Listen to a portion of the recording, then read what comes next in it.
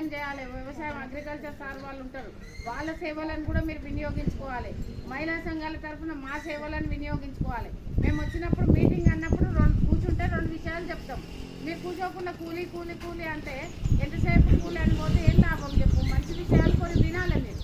మేము ప్రభుత్వం నుంచి మీకు వారధిలాగా పంచాయత్ సెక్రటరీ కానీ, మేము కానీ, ఏపీఎం కానీ, అగ్రికల్చర్ సార్ కానీ ప్రజలకు ప్రభుత్వానికి మధ్య వారధిలాగా మాకు జీతాలు ఇచ్చి మీకు సేవ చేయడానికి మమ్మల్ని పెట్టింది.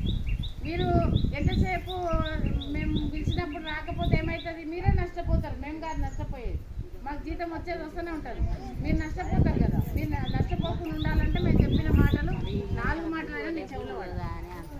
ఇంకోటి చెత్త చెదారం ఉంటే, ఇప్పుడు సార్ చెప్పేది ఏంటంటే చెత్త చెదారం ఉంటే ఏడంటాడు వేయదు, కవర్లలో ఏమిట్లనన్నా బుక్లలో పెట్టుకొని ట్రాక్టర్ వచ్చినప్పుడు ట్రాక్టర్లు వేయాలి. రోడ్ నిండా ఏడంటాడు పిల్లలతో కూర్చోబెట్టద్దు, పాయకాండనే కూర్చోబెట్టాలి. ఒకవేళ పాయకాండ కూర్చొని పిల్లలు చిన్న పిల్లలు సన్న పిల్లలు ఉంటే ఏం చేయాలి?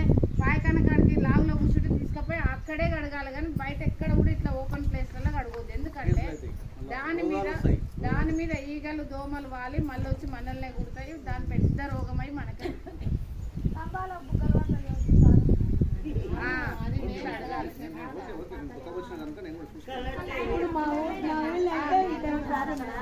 బాలమ్మ గ్రామ సంఘం లీడర్ మాజీ ఒక పాట పాడాలి. ఏదో ఉంది బాలమ్మ ఒక పాట పాడాలి.